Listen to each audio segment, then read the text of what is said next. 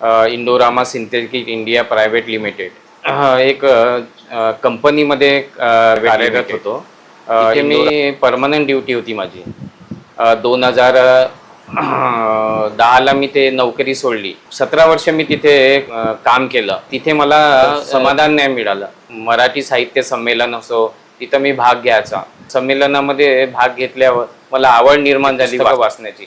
आणि पण बाबासाहेबाचे या चळवळीचे पुस्तक मिळत नव्हते।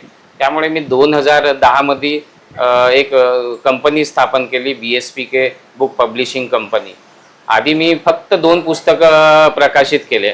त्या 2 पुस्तकं घेऊन मी संमेलनामध्ये जायचो, जसं चैत्यभूमी झालं, दीक्षाभूमी झालं, इतर जेवढे संमेलन व्हायचे, अखिल भारतीय आंबेडकरी साहित्य संमेलन व्हायचे, इथे मी स्वतः पुस्तकाची बॅग म्हणजे 25-25 किलोची बॅग घेऊन सतत मी महाराष्ट्रभर भ्रमण केलं, सगळे कार्यक्रम अटेंड केले।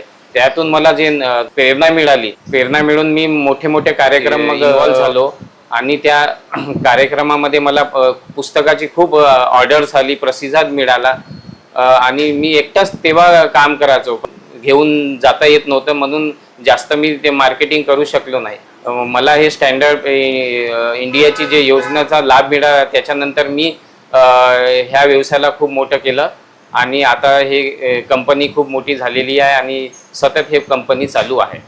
या कंपनीमध्ये कमीत कमी 10 लोक काम करतात। DTP, डिझायनिंग आणि मार्केटिंगही आहे।